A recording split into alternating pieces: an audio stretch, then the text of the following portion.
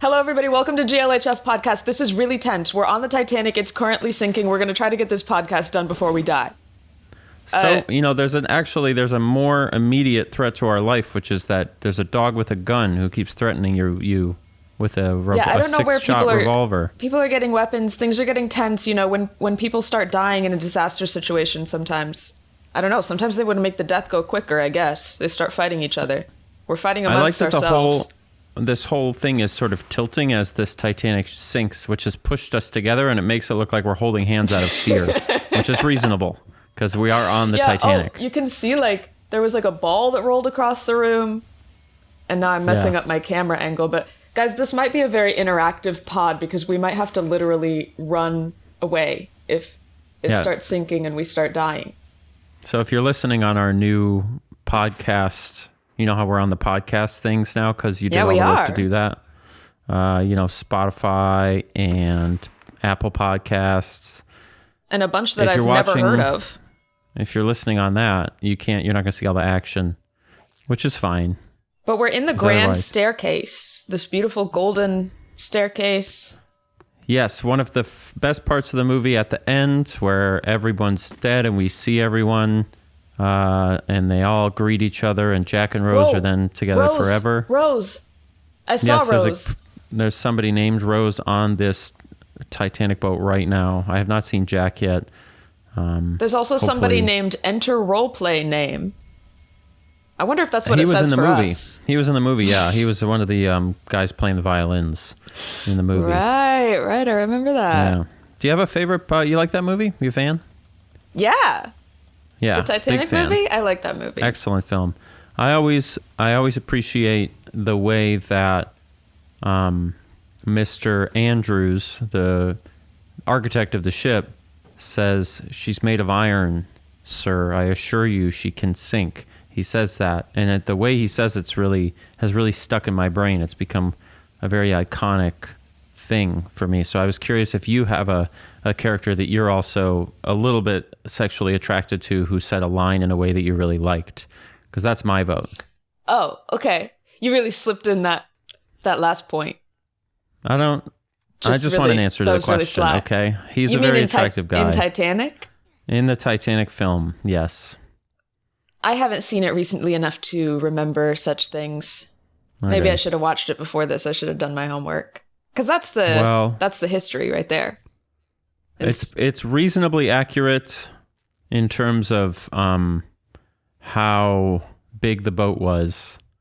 Beyond that, I'm not sure. How big the boat was? That's what was accurate about it. Yeah, they got the size of the boat was right on the money.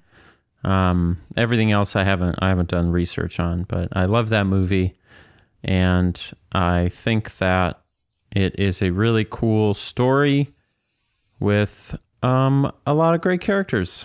So I give it 5 stars out of 5. It is. I should watch it. I'm kind of in a bad mood today. I don't know if you can tell by my waffling and my dancing around subject matters and making things up. I'm in a good mood, so I can pick it up. All right. You can help me equalize. Yeah. I was going to say what about today? What never happened in the Titanic is somebody wearing a Tails Naruto well, not cropped. What's it called? The sleeves are cut off of my t-shirt in a very kind of macho way. Yeah, that did never happen in the Titanic. In fact, I don't know between the two of us if we have a single article of clothing that even existed in You're sliding a little bit too close to me. I'm going to have to back up. Sorry, yeah, personal space, geez. Do you think these are all structural beams, these vertical poles? Don't get me started, because we can do a whole podcast episode where I analyze every beam and see which ones are actually holding things up. But it does look like it, right? I mean, it is holding up that because floor above it. Why would they have so many beams in this room? Well, has anything like the Titanic happened since the Titanic? Like a thing where there was a bunch of hubris, because industrialized America, the world was so full of hubris. We thought we kind of tamed the world and nature, and so we were like, you can't possibly stop us. Mm-hmm. But has anything like that? Maybe the Hindenburg, but I don't even know if that was quite the same. I think that was just an oopsie, Yeah, I mean, maybe the whole country going down in flames right now, literally because of climate change, but we don't have to get into that. That is kind of a slow motion Titanic that is occurring before our eyes, I guess. Yeah. where like it's the unsinkable nation or the unsinkable world. I really do like that we are sinking. very slowly sliding to the right the whole time.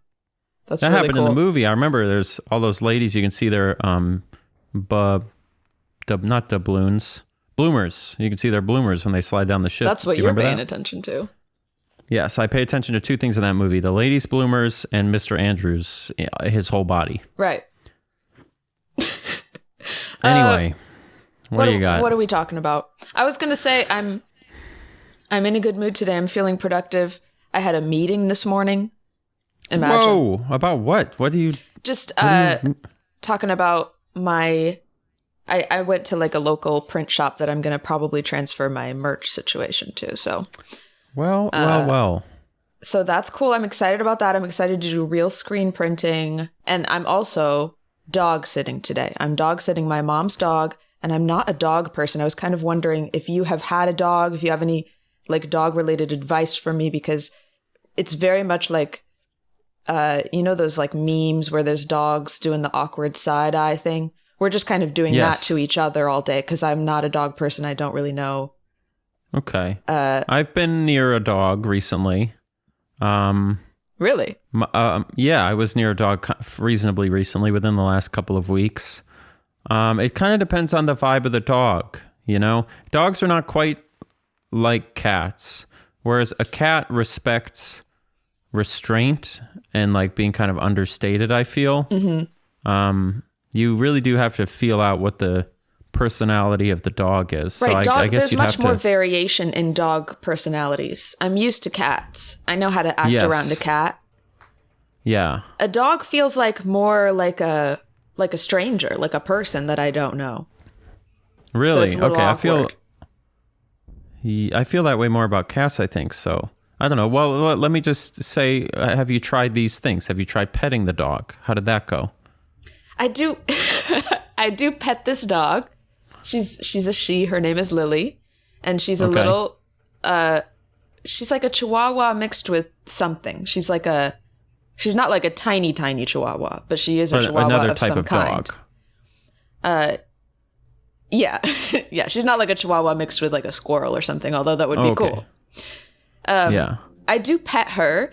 She doesn't seem to react very much to the pets. My mom insists that she likes being pet, but she just kind of is always looking nervous and shaking whether you're petting her or not. Okay. If you ignore Lily, what does Lily do? Not much. Pretty much the same. She's pretty much the same, regardless of what I'm doing. I wonder if my mom's listening to this. Hi, Mom. Love your dog. Don't know how to interact with her. Well, I'm sure you're taking great care of Lily. I'm sure Lily's well fed. Yeah, we went on a walk right before this pod, and I picked up the poopy in the bag for the first time in my life. I've never done that. Is there anything? Did you enjoy it? I wouldn't say I enjoyed it, but it wasn't as disgusting as I thought it would be. It's nice when it's cold out because if it's warm, it's like it warms your hands. No, if you don't have gloves. No, I wouldn't go that far. Okay. Well, I've never done it, so I don't know. I used to use a pooper scooper. You ever use one of those? Big machine where you can you squeeze a hand. It's kind of a device. Not a machine, a device. Yeah, a device is a better way of putting it. It's like those like long arm grabby things you can win at a Chuck E. Cheese. You like squeeze the handle and it grabs it. So I've used those before. But I haven't. I can't remember the last time I got my hands around one of those little things, you know, personally through a baggie. Yeah, it was fine. It was. Is there anything you've done with Lily that Lily has seemed to react positively to? I gave her a TREAT earlier. She's right next to me. I can't say it. So she's intelligent. She knows language. Yeah, somewhat. She knows a few words. Okay. If I yell it really loud, will she hear it, do you think? Treat. Treat. No. I don't think the headphones are that strong. I think she's dreaming about something right now. She's going to be on my stream later because she's just in a little bed at the foot of the couch, so you'll be able to see her. Yeah, I wish I had better advice for you, but I would just say be ready to provide love and make sure she doesn't die. And beyond that, you do what you can. I think I'm doing pretty good so far. Yeah. I was mostly worried about getting her to poop because I was like, I knew she needed to, and I was like, I don't want her to explode or something, so got that figured out. What? Okay. Yeah, don't worry about it. All right. Do you think if you had the chance, would you be interested in sailing across the Pacific Ocean alone in a sailboat? Literally so funny that you're bringing this up.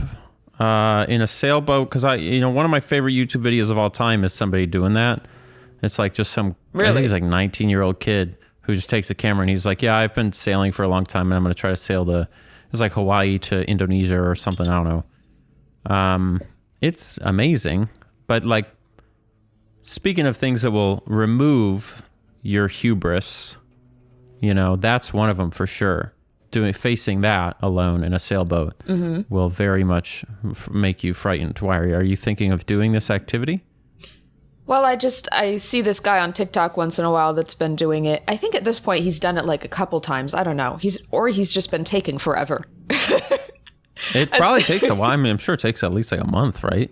Because you just say unless you're waiting for wind. I swear I saw a TikTok that he already got there, wherever he was going, and then I'm still seeing TikToks that he's still doing it. So I don't know what kind of route he's taken. Maybe he's done it like 3 times. But I don't know. I personally have no desire to do that. So I was wondering if you have that gene or whatever where that would be remotely interesting to you, because I don't really know what motivates somebody to do such a thing.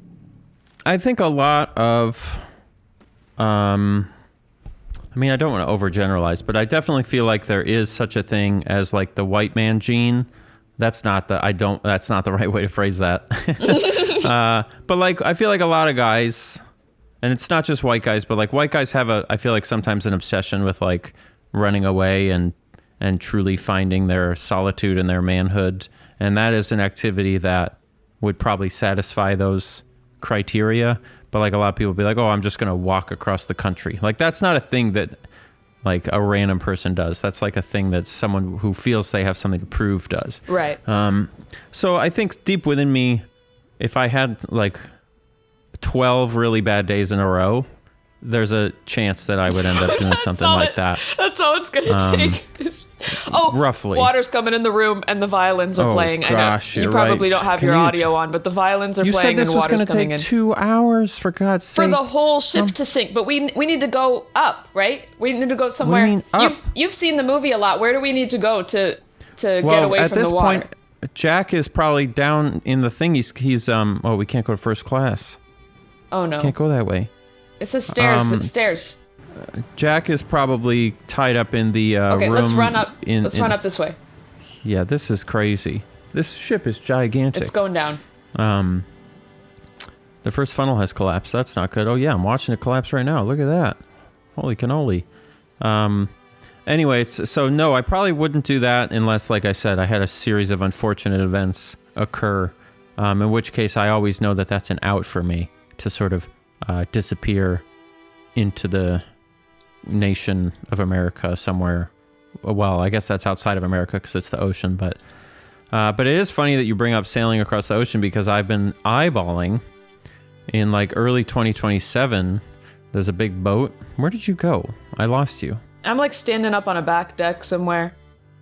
Okay. Oh, this is so sad. Well, there's a big boat. Oh, there you are. There's a big boat called the Queen Mary 2, which kind of looks like the Titanic, which every like few years does a transatlantic crossing in the middle of winter, which is at the same time the Titanic did. And I was looking at that and I was like, it might be kind of sick, even though it's basically like the worst cruise ever, because you're just in the middle of the Atlantic and there's nothing to look at for like boring. 9 straight days, and it's cold. Do you think there'd be something in the back of your head that like maybe you would also go down Titanic style? I think there's probably something in the back of my head that like that's why I want to do it, is because like I want that to happen, to give me purpose. For the drama. So there's a chance that I'll take a transatlantic crossing on a boat in 2027, which is not quite the same thing. But I do think there's something like, a cruise is one. Have you ever done a cruise? You ever been on a cruise? I have, when I was a kid. Have you really? I did not Some expect kind of that cruise answer. to Mexico. Please tell me what you learned about yourself from that experience. I'll tell you what I learned. I learned that I love I kind of learned that I love attention on that trip because I entered the karaoke contest, the cruise ship karaoke contest. And I think I've told this story in a video before, but I had this sassy little sparkly orange outfit that I wore for the finals of the karaoke contest. And I think I sang something from Britney Spears. And the judges, I believe, were all also children, and so I think they were predisposed to vote for me because I was also a child. But I won. Were there adults? There were adults. In Yes, this? there were adults in the contest. Get out of town. But the judges were all kids. Yeah, and like in hindsight, of course, they were going to give it to the adorable little girl above everybody else because they probably didn't want me to feel bad. Yeah, I guess I'm just curious what, like, if someone on a cruise came up to me and said, "We're doing a karaoke." Oh, you disappeared. Oh, I fell. You slid. I don't know. Did you slide down the boat? Are we really getting? Oh, yeah, we're really. Oh, I really think getting tilty here. I'm ragdolling. I don't understand how it's going to take 2 more hours for us to die because, like, this ship is I guess going not. down. I was wondering if it was in real time, and I think maybe it's not. Because yeah, this is happening really quickly. I think I'm underwater and I'm drowning. We're falling apart here. We're dying. Yeah, I'm drowning. I'm going to do my best to survive as long as I can, like Jack and Rose. Yeah, I guess I wonder what's going on in the mind of an adult when they're told that there's a karaoke contest judged by children, why they would want to partake in that. I don't know. It was just fun and goofy. You know what else I sang? I don't remember what I sang on my final song. I do think it was something Britney Spears. But at some point during the competition, or just for fun, I was singing. This was during my Shania Twain phase. Okay. At some point in elementary school age, I went into a music store or like a Barnes & Noble or something when they still had the headphones you could put on and listen to albums. Yes. And I found Shania Twain's album, whatever one has, like the one that she was famous for probably, that like all the songs people know are on. Like, Man, I Feel Like a Woman, and Whose Bed Have Your Boots Been Under, you know? Anyway, I got the CD and I loved it for some reason as a little child. And I sang, Man, I Feel Like a Woman on that karaoke stage on that cruise ship. And I was like, there was multiple rounds. I was like 8 years old. Yeah. There was rounds. This is serious. Okay. It was serious. I sang, Man, I Feel Like a Woman as a little But baby. you don't do, what other kinds of performances have you done in life to take advantage or to give yourself the same high that you received on this karaoke contest? YouTube. Okay, that's a good point. Yeah, what are we if not just a couple of attention whores? That's interesting because I don't know. You would never catch me dead doing karaoke. You'd have to kill me and prop me up. Put a speaker inside my mouth. So you're not going to come to karaoke with me ever? I'll watch you do karaoke. I like karaoke a lot. To watch, I like watching people do it. I think it's a beautiful thing. I think a lot of great art is created in that space, you know, or I should say, great expressions of the human spirit. Do they occur late night inside of karaoke spaces? But no, I would never, in a million years, never in a trillion generations. I was big into karaoke at my like middle school events too, because my middle school would do these, I forget what they were called. They would do these like they would like have a dance, but there would be a bunch of other stuff to do too. It was actually kind of cool. It would be at the school at night. And it was like periodic, like several times a year they would do this. And there would be like a dance in one room and there would be karaoke in like the front lobby. They would set up a whole like DJ booth and karaoke and stuff. And that is pretty fun. That was all I would do, is I would do karaoke over and over and wait for my turn. You'd have to wait forever because there were like 30 kids doing it. Yeah. But I don't know. I love karaoke and I need to get back into it. You know, I was into it as a child and then I grew up and didn't really have an opportunity. And now I'm like itching to go to karaoke. I'm like, everybody I meet, I'm like trying to suss out if they would be into doing karaoke with me. So, have you ever gone into one of those little tiny rooms, those little Japanese karaoke booths? yeah, I was going to say it's very different in Japan. The music is so loud in my ears right now. I'm sorry to the listeners. But in Japan, it's very different. And like other Asian countries, I'm sure this is like more of a thing over there, where you actually have a little private booth. Yeah. And it's very chill. It's very swag. You can go in there and just like hang out. Like you don't necessarily have to use the karaoke machine. You can also just hook up whatever to the screen and like watch movies and stuff. And it's just a convenient place to hang out with people in like the city. And they like bring you food and stuff? Yeah, they bring you food. And it's like the place that you can guarantee getting American food is the karaoke places, because they always have like chicken fingers and fries and shit like that. That's okay. You're starting to sell me. You might be able to get me into one of those booths to do karaoke, but I don't know if I would do it. In fact, I'm very confident I wouldn't. But I would eat the fries and stuff, you know. That sounds pretty good. What's the hang up, do you think? I don't know. I mean, do you want to unpack my like anxieties about being seen doing embarrassing things? Sorry, this turns into therapy for you too much, I think, so we don't have to do that. You think, does it turn into therapy for me a lot? Is that do we do that a lot? Just, I think you start to analyze yourself a lot, which is, you know. So I turn my life into therapy all the time. I need to chill out and do some karaoke. Well, I understand, because I do that too. Yeah, I feel like that's, you know, sometimes we were just very self-aware people, and we do a lot of self-analyzing. Yeah. Can I ask you about something? Sure. How do you feel about being able to put your seat back on an airplane? You ever go on an airplane? I do go on airplanes, and I think I kind of believe the conspiracy theory that airplane seats are getting smaller and closer together over time. Like in secret. Which, as we discussed previously, is the most ethical way to do it, because it allows more people to get home to see their families, and it saves on. To a point. We said there's a threshold. Well, we didn't say that. People said that. We didn't really determine yet. Unless you're putting that forth right now, that there is a threshold, and where is it, is I guess my next question. I think we've probably passed the threshold, because I am running out of leg space, and I'm not even like a huge person. Like it's getting very uncomfortable for me. We already passed the threshold for, Look, so I don't know. I don't disagree that... The newspaper article that comes up, it says, Titanic sinks 2.5 hours after hitting the iceberg. So I just assumed we were going to have 2.5 hours on that ship, but that seems to be false. We should pick a new place to be. It was pretty speedy. Do we want to go back onto the boat before we adjudicate our sure, sorry. Airplane, whatever the heck we're talking about? I don't know. Should we go on the bridge? Is that fun? We could see us hit the iceberg? Yeah, we can go on the bridge. That sounds great. That's like where the pilots are, right? What are they called on a ship? Is it?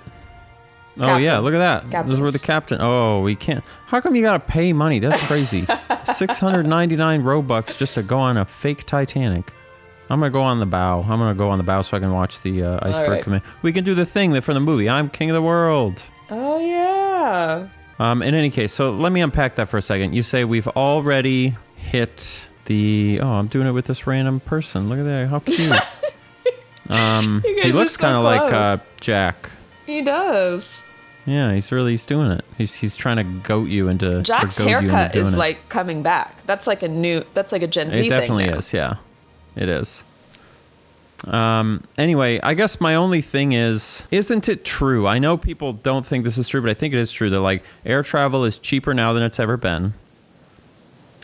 You do get there in one piece, right? Mm-hmm. Generally speaking, unless you're, part of one of the events we discussed in previous episodes.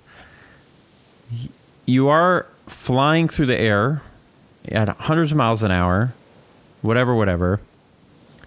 Previously, if you wanted to get across the ocean, you'd have to take a boat and be in a tiny room, and then they would serve you gruel and stuff like that. I don't know. I guess I'm just wondering if, considering what you're getting out of the bargain, is it that bad to sit in a small seat? It's certainly better than other options.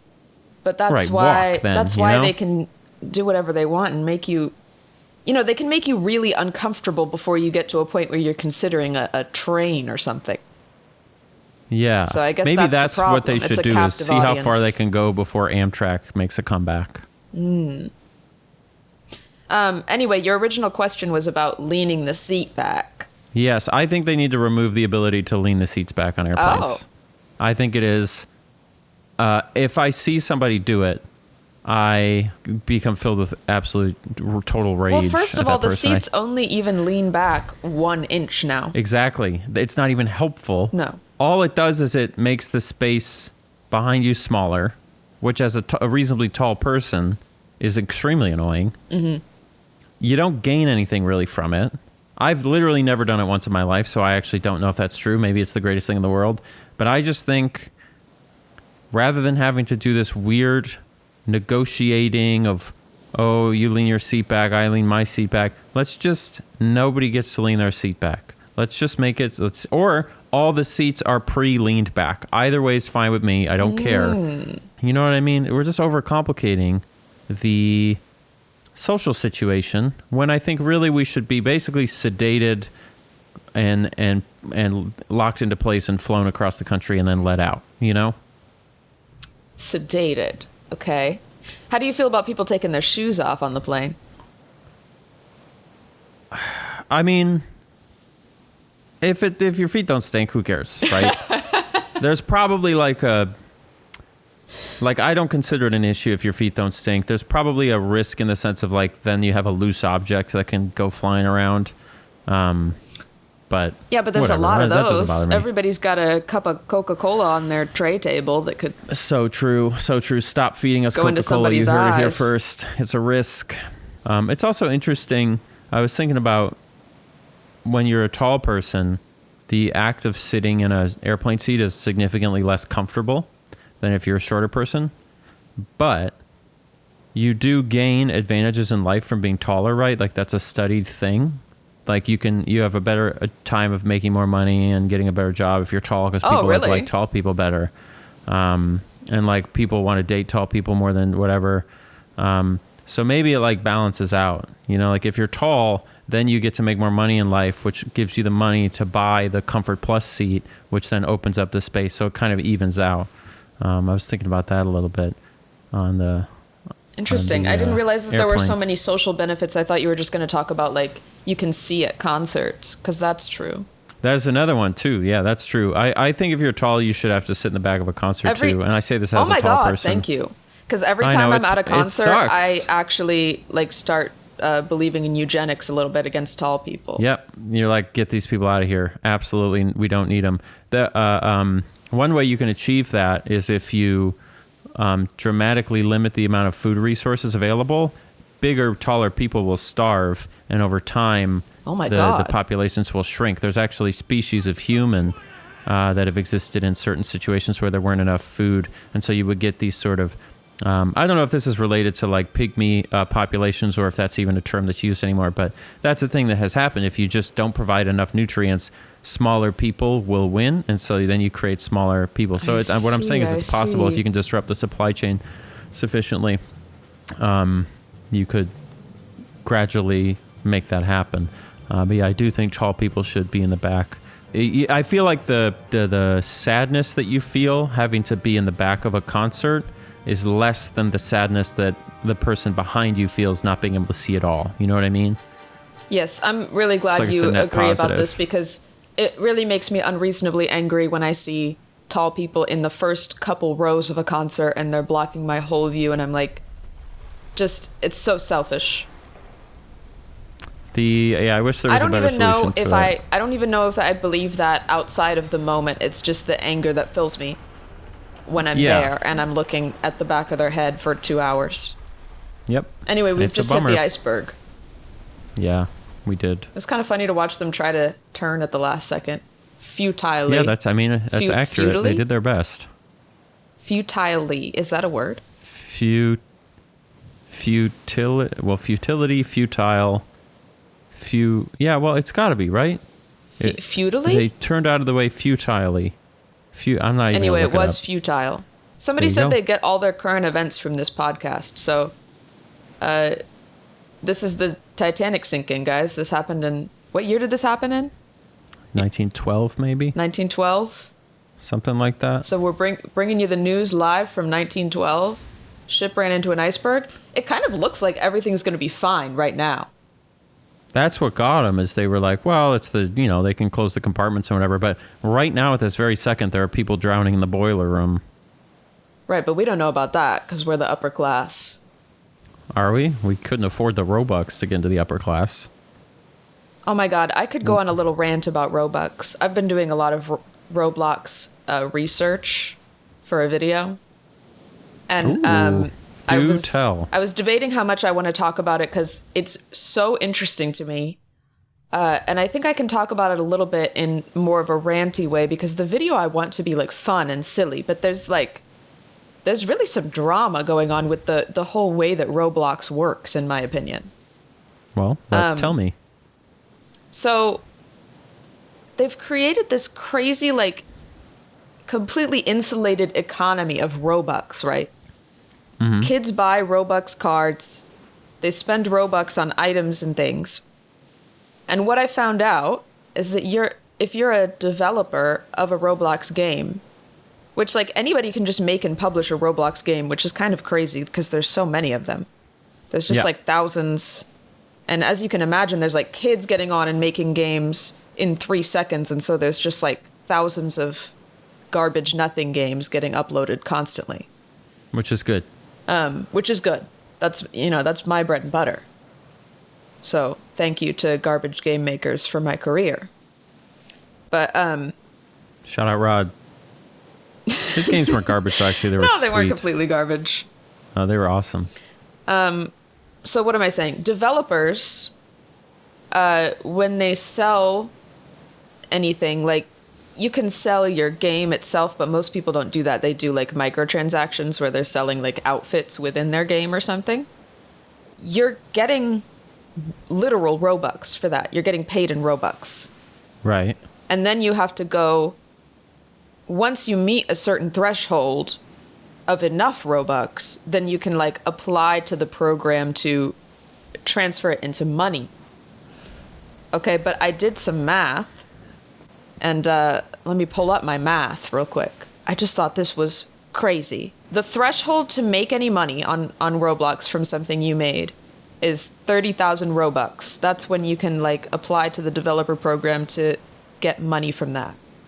Okay. And the developer rate that they will give you, 30,000 Robux, comes out to about $100. It's $105. Okay. And do you get all that money? When you buy a Robux card, when a kid buys a Robux card, it's like roughly 1 Robux is 1 cent. So 30,000 Robux is $300 that some kid purchased. So you're getting about 30% of the revenue. Roblox's cut of what developers make, basically, is 65%.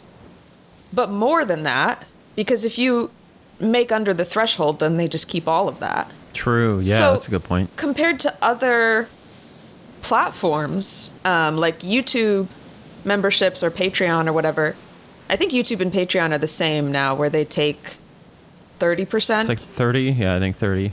And I think it used to be lower on Patreon, and then they raised it. Wait, pause. Mr. Andrews, Roblox Titanic will sink. It is a mathematical certainty. That's my boy.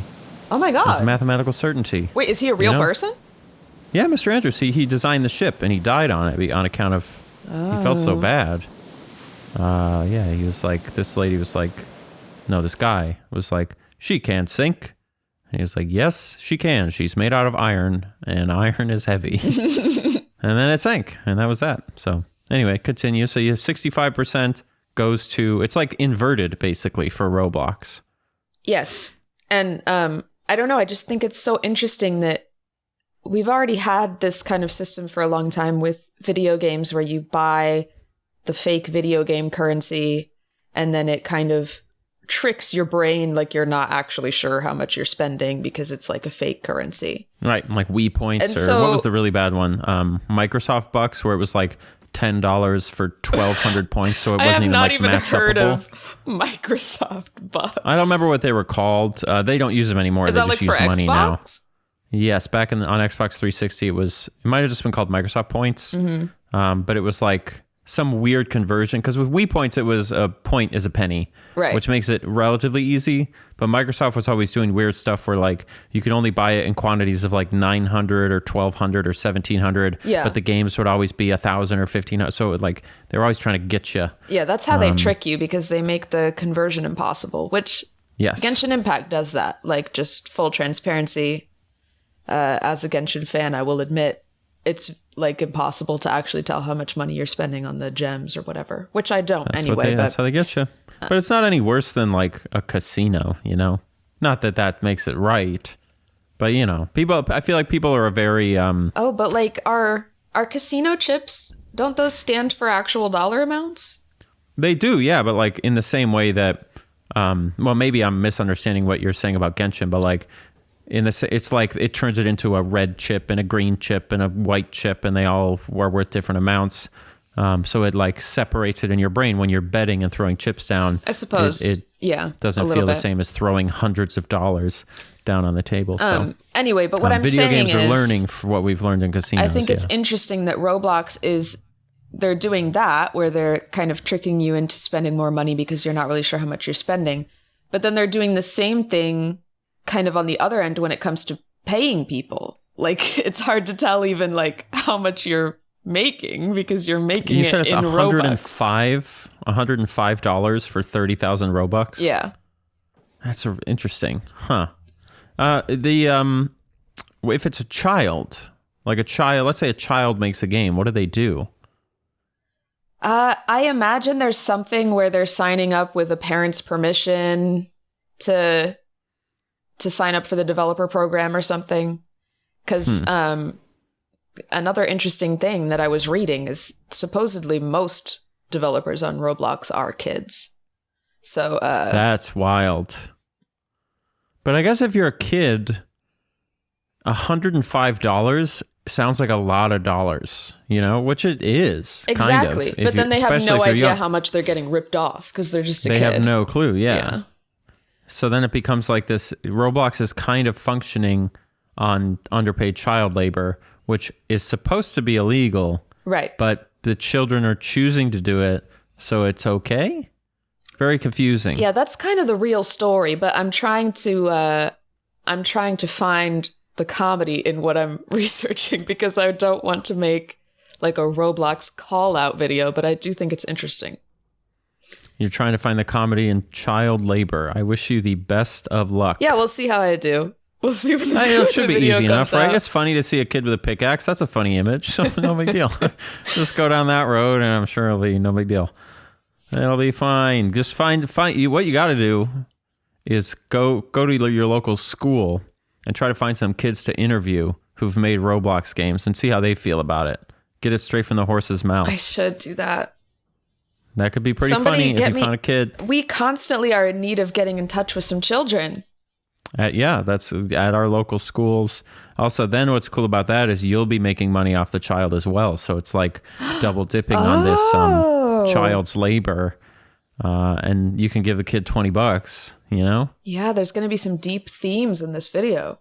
I know. Yeah, it'll be a circles on circles expose of Roblox, but you're actually exposing yourself in how with the kid or whatever. I'm exposing myself to the kid. Listen, don't get yourself in trouble, okay? Actually, we can now because there's no censorship anymore. So everything's fine. We can say whatever we want. What do you mean? Didn't you hear about that? Mark Zuckerberg said we're taking censorship away. No more from everything? Censorship. Well, is he in charge he's of in that? control of. Well, he's not in charge of YouTube, but he's in charge of something. I can't believe we're still not in the metaverse.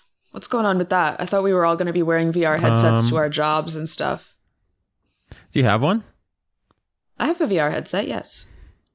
Have I talked to you about how interesting it is that, you know, Resident Evil? You heard of them? Yeah. That game 4, Resident Evil 4? They took Resident Evil 4, which is a GameCube game, and they made it into a VR game. What's crazy? If you play Resident Evil 4 and you play Resident Evil 4 VR. Once you're done with both experiences and you think back on it, they're equally as immersive, which is weird, isn't it? I guess because, like, when you played it in the past, it felt immersive, and then... Well, like, when you play Genshin, you think back on Genshin. You're like, I was immersed in Genshin. It's like you were there, you know? Like, if you play exactly. a great game. I was surrounded by like anime characters. Yeah. And I think it's crazy that once all is said and done, playing a game in VR is, like, no more effective than playing a game not in VR. And so it's interesting that we've wasted all this money making these headsets. Right. Well, I think I see what you're saying, and I think immersion is more of a state your brain is in than necessarily just about the technology. Because you can get immersed in a book when, like, nothing is happening around you. No graphics at all. Mm-hmm. In some ways, the books feel more immersive than a VR game, you know? Yeah, I do think VR is cool, but as I've used it more, I've realized, like, over time you get used to it, and it doesn't feel, like, insanely different than playing a regular game. Exactly. It just, it feels like the brain, no matter what you're doing, finds its way back to normalcy, no matter how good or bad. Yeah, because you can get used to anything. Technology or circumstance is. Yeah, you just, like, you will get back to being like, okay, it's a game. Who cares? You know, it's like, it's kind of that thing of, you play Roblox, and it's exactly as immersive as playing, like, Zelda on the NES. Like, it's not, we haven't actually gained that much in terms of, like, relative experience. Yeah. In all all games of this are extra. the same.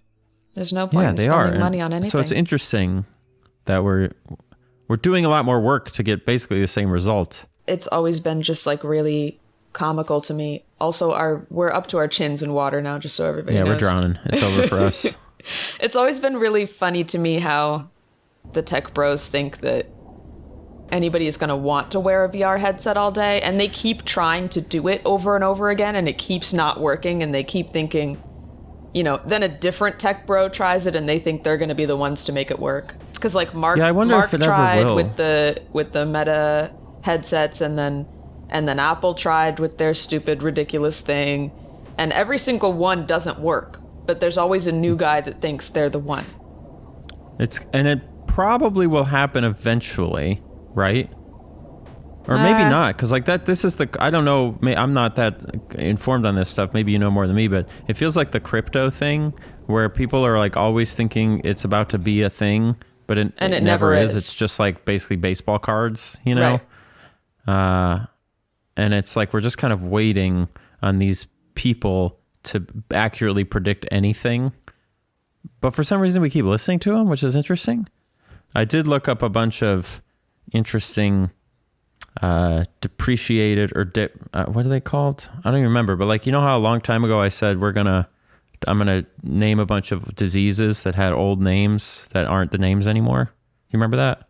No. All right. Well, okay. You know how, like, diseases used to have names like consumption, which is really funny? Oh, yeah. No, I love that. And its consumption is tuberculosis. I looked up a few more that I'm just going to give to you right now. You can try to guess what they are, but a lot of them are hard to know. So there's obviously, like, the bends, right, is what we call decompression sickness. Pretty cool. Mm-hmm. They used to call it the chokes, which kind of sounds scarier. Actually, in a way, the bends sounds scarier because it makes me feel like my body is contorting and I don't really know what's happening. One of my favorites is syphilis, you know, which I believe is an STD. Right. Used to just be called French disease because the French just kept getting it. I'm sure there's, like, a more detailed explanation, but I really like that. Is that the one that, like, rots your brain? I think it is, actually. Yeah, That's scary. I'm not gonna stick my life on that, but I think you're correct. Yeah, that it was like that's the French disease. So if you have syphilis, and then another one of my favorites is rickets, which comes from just being like having a crappy body that doesn't work because of malnutrition. Shitty body. That's your diagnosis. That was called English disease because just the English never ate good food. Wow. And so everyone in England had rickets. There's a disease for also every country. Gargoylism, which has a new name, used to be the name of a disease, which is like a thing that makes your face look interesting. It's a thing kids get and then they die before they're 8 or whatever. Yikes. It's not good. And then there was one called Dum Dum Fever, which was this some weird like infection from a particular area of the world. Dum Dum Fever? Yeah, Dum Dum Fever is a good one. I've got that. So, I think that stuff's kind of interesting and fun. And I think in general, we mostly use scientific names for things other than when we briefly called, not when I say we, I'm not talking about me, when we called COVID like the Rona or the China flu or whatever they were calling it. Ew, who was saying that? Wasn't DT, he was calling it. I believe it. Something about China. So that's like the closest we've gotten to a fun colloquial name for a disease, I feel like, right? Yeah, Well, I love a cold, right? Oh, my Roblox just turned off. I'm just listening to these beautiful violins again. But I love consumption because it's so vague. I think the vibe that I get from a lot of those old disease names is that they were super vague because people didn't really know what was going on. Like, they were probably accidentally calling a lot of things consumption that weren't necessarily. But, yeah, definitely. I think I love the vagueness of it. I love that, like, a lot of these words are just like, you're just kind of fucked up. They're just kind of fucked up right now. Yes, just like a general. There's a lot of them were like, basically just named after what it looked like when you had it. Exactly. Or like where you got it. So if you came home sick from You've got rickets. France, You're just fucking rickety. Like, what's... You're rickety. Yeah. Exactly. I don't know. And they just called it like it was, Exactly. And now we got all this science, all this knowledge. I know. I love reading like primary sources of old doctor journals, and they're like, yeah, this person's just kind of fucked up. I think they got too much blood. I think we're gonna throw a couple leeches on there. I think their humors are kind of like the humors fucked. is a cool The one. levels of the humors is wrong because they're really just guessing. They're going on vibes alone. Mm-hmm. I feel like we really. I mean, this is empirically like provable, and I know you'll agree. We've definitely like really forgotten how bad disease was like 150 years ago. Like everybody would get smallpox and like 50% of people would die with it, and I feel like in general, like if you ever watch a movie that's set like even like Annie, I was listening to a story, I guess I won't be too specific, but I remember my family was talking about when her mom was growing up. They were growing up in like the late 40s, and she said that it was common practice, like an orphanage, which we don't really hear about orphanages anymore. But the orphanage back then was just the place, like if you didn't have enough money to take care of your kids one month, you just drop them at the orphanage and go get them later. You just give them to the orphanage. Yeah, and you take them in and out as need be. I never heard of that. And so she was telling me a story about how I guess it would be great aunt, I don't know, whoever it was, some old lady, right? She had siblings, and sometimes they could only afford to feed 2 out of the 4 siblings any given month, so they would drop half of them off at the orphanage. Oh my and God. Keep half of them and just go, bye. It's your turn to be at the orphanage. It's like doggy these daycare. Next couple of months. Yeah, exactly. Except it was free. It was just a place you could throw children that you couldn't take care of anymore. And imagine being the kid who has to get dropped at the orphanage and watching your siblings get to hang out with your parents and right, because just go some of be them. normal. And you just have to stay at the orphanage and scrub the floor with a toothbrush. Yeah, exactly. Just doing half of them at a given time seems crazy. Like, just do all of them at that point, And then the orphanage just uses them for child labor, I assume. I'm seeing why you're so against cleaning with a toothbrush, because you have this really strong association of it with like an old-timey orphanage. The body keeps the score type thing. It's in my blood to hate toothbrush cleaning because it reminds me of my family lineage. You're having flashbacks of your ancestors. Unceremoniously dropped at orphanages. Yeah. And then she was telling a story about how like they would always be on the lookout for anyone who needed like a servant, so they could just give their kids to these people so they wouldn't have to feed them for a couple months because they didn't have any money. And that was like a thing that people did. Obviously not like if you had money, you weren't doing that, but a lot of people were poor and it wasn't that weird. And nowadays, if you did that, you'd be like put in prison. Well, I'm sure there's like an equivalent that still happens, but for sure. It's crazy like this stuff used to be really rough, and it's still rough. Yeah. But it was rough in a different way. Like an early industrialization was a crazy time. Great Depression era was a crazy time. For sure. I never would have survived. No, definitely not. I would have gotten... I wouldn't have wanted to wear those slippers to protect your feet from rats or whatever, you know? I wouldn't have wanted to. And then I would have gotten bit and gotten a disease and died because there's no vaccines. You want to go like barefoot in those days? Well, yeah. I like being barefoot. I don't know why I just said that. That was a complete lie. I like wearing slippers and socks. I prefer it. I much prefer it. I think I wanted just to remind people about diseases and rats, so I decided to lie. Somebody's just going to clip you saying I like being barefoot, and that's going to be like something they listen to in their free time. It's going to become a problem for me in my future. I'm going to be chasing that one back for the rest of my days. This has been a weird show. We're talking about a lot of weird... I know, and I feel like I've been very distracted by the game and the music, so this might be a little chaotic. Oh, well, do you want to do top comments from last episode, as per is becoming tradition from me doing it? Sure, if you've got some. Is there... All right, I'm just going to say something out loud. I'm going to be very non-specific, but I think you're going to know what I'm talking about. Mm-hmm. Can I read that one comment? I love that you know exactly. There's a couple. What I'm talking about. There's a couple that I'm thinking of. Are you talking about the analysis of my personality? Yes. Wild. This is what I'm talking about. I didn't even read it. I didn't even read the whole thing. Oh, I did. I savored every moment. But this is what I was talking about when you, it was the other week and you apologized for something. And I was like, don't apologize. You do not want to like give these people an inch because they'll take a mile. And this was me seeing someone take a mile. I loved it so much. I'm scared because I didn't read the whole thing. And so doing the analysis. I mean, it wasn't... I didn't think it... There were some interesting things in it, like funny things. But the problem is we don't want to encourage this kind of behavior necessarily. It was like a psychic reading almost, because they started talking about like, this is what your parents are like, and they don't know anything. Yes. A lot of it I think was like very like obvious and basic. Yeah, give me the summary. Assessments. Give me the important points.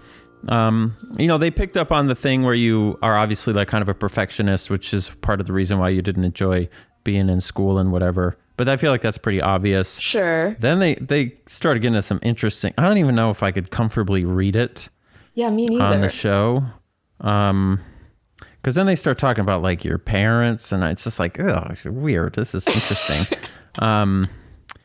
But I do really like... I'm going to read this thing... where this is just this person's glazing me. Jonathan's giving me a little glazing, so I'm gonna read the glazing Austin part if that's okay. Yeah, sure. They're talking about why you like hanging out with me, which again they're getting very deep. Okay. But listen to this, because I know this is exactly how you think, and this is why you're here with me right now. Oh no. I think this is quote. I think we may be drawn to Austin because he's deeply thoughtful, able to find the beauty in gray areas of life. And he doesn't chase beauty, he just acknowledges it. He seems to meet you where you are, as you are, which makes for a really delightful and warm connection. And so I see now why you wanted to read this live. Yes, you caught me. I just wanted to say that out loud because it's true. All of it's obviously very true. And that is what's so great about me and why we're here. Wow. I like it. It's funny though, because I feel like this whole podcast is just a place where I can come and complain about things and you will entertain it. So I like the juxtaposition of being like, I'm so accepting of everything and I love beauty and I just acknowledge who we are.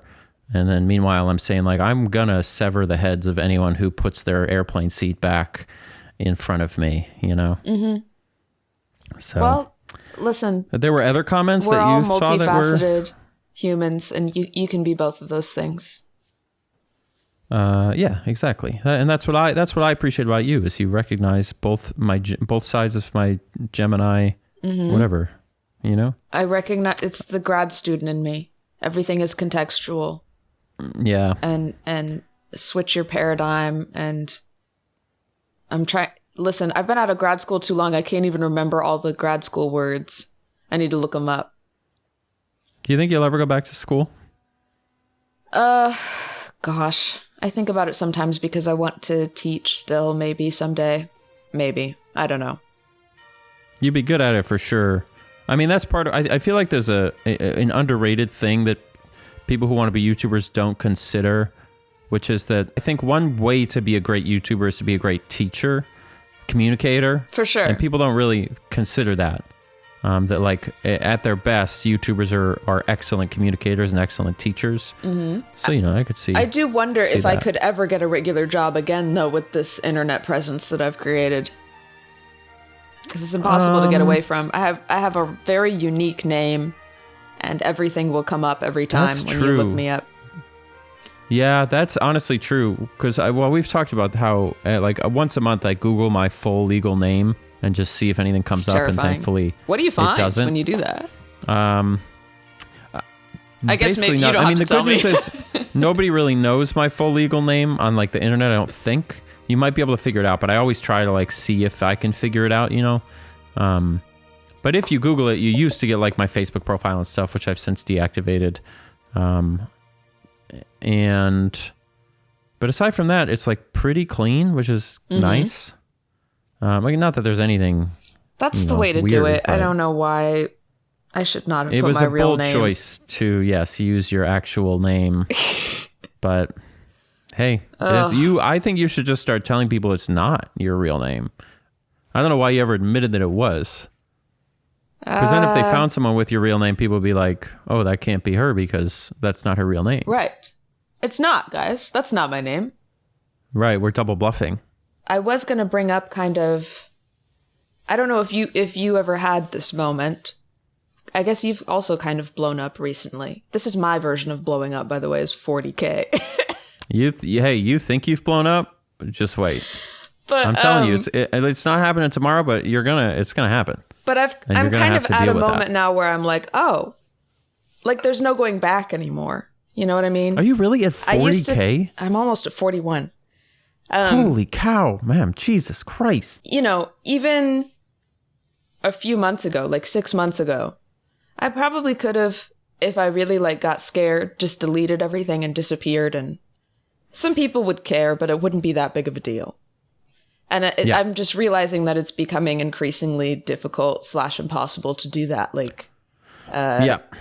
Something of what I've done here on the internet will survive kind of no matter what I do. And it's a little bit scary as somebody that likes to be able to disappear sometimes, that's not really a thing anymore. A bunch of people now know who I am, and they're not just going to forget, Yes. Then the further you go down this path, the longer the reverberation's going to be if you do delete everything, the longer it's going to take before you actually have some kind of anonymity in that, in a sense. These are the things you'll have to contend with. This is part of the gig when you want to have the world's greatest job. It really is. It's ridiculous. Yeah. But does it freak you out at all that so many people know who you are and watch you and think about you? No, I feel don't I never hear you really say anything like that. Yeah, I don't. It still you don't think of them as people? No, I really don't. If I see people, I'm obviously I care about and love all of my supporters. Right, you love them like your children.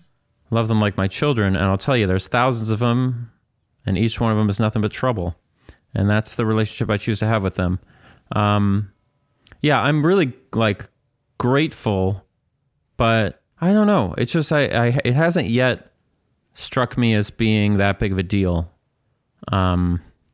We'll see if that changes at some point, if it becomes obnoxious. But I do. The one thing I do think about is if you listen to big, gigantic YouTubers talk about getting these are people with 5 million plus, if not more. Yeah. People who are watching them on a regular basis.